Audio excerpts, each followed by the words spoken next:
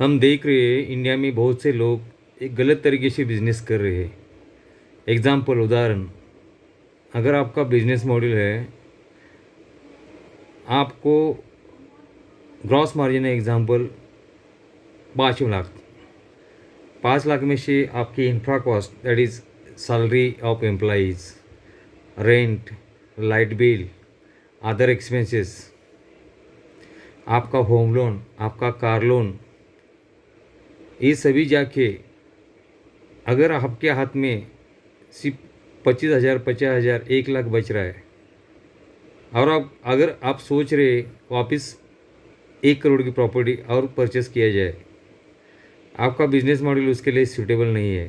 कृपया आप ऐसा मत करें। बैंक तो लोन देने के लिए बैठे आप लोगों को, आपका आईटीआर देख के, आपका बिजनेस वॉल्यूम देख के, लेकिन अभी जो अर्निंग है आपके हाथ में, बिजनेस के सभी एक्सपेंसेस खर्चे माइनस करके कैसे की मुसीबत से तेज़ी की पीरियड में 50,000, 1 लाख बच रहा है। इसका मतलब ये नहीं कि आपके हाथ में हर महीना सभी एक्सपेंसेस खर्चे वजह होके वो 50,000, 1 लाख बचेगा।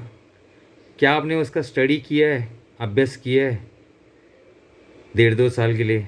2 साल ये लाख रुपए जो बाजू में पड़ रहे हैं सभी खर्चे जाके, क्या वो कंटिन्यूस आपके हाथ में आ रहा है?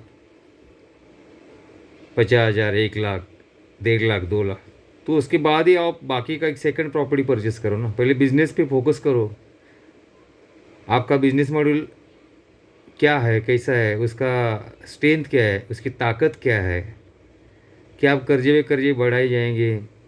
बाद में क्या होगा दोस्तों कि 1, 2, 3 साल के बाद आपके खर्चे 5 लाख, आपका बिजनेस का अर्निंग है 3 लाख, आप 2 लाख माइनस में जाएंगे हर महीना। तो हर महीना ऐसा साल का 12 के 12 महीना पूरा तेजी की नहीं रहते ना। कभी भी हमारे टीम का पिछले 4 साल का स्टडी है कि साल में सिर्फ 6 से 8 महीना तेजी की रहते, चाहे तो आप बहुत आपके पास ऑर्डर्स रहती है, लेकिन 4 महीना एवरेज जो बिजनेस वॉल्यूम रहता है वो रेगुलर बिजनेस वॉल्यूम के 50% के करीब होता है। तो इसका मतलब क्या हो गया कि आपने साल के 6 से 8 महीने, समझो आपके एक्सपेंसेस है 5 लाख और आपका ग्रॉस मार्जिन है 7 लाख, तो आपके 2 लाख बाजू में पड़ रहे हैं। लेकिन 4 महीना 50% आप 7 लाख का प्रॉफिट अर्निंग कर रहे ग्रॉस मार्जिन, तो 4 महीना तो आप 3.5 लाख रुपए कमा रहे हैं ना, क्योंकि 50% वॉल्यूम पे बिजनेस चल रहा है। तो इसका मतलब क्या हो गया कि इसको मल्टीप्लाई करो आप।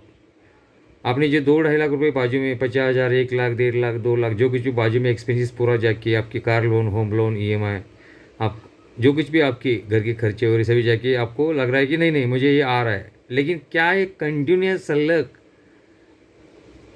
1.5-2 साल के लिए आ रहा है, 24 महीना आ रहा है, 36 महीना आपके हाथ में आ रहा है?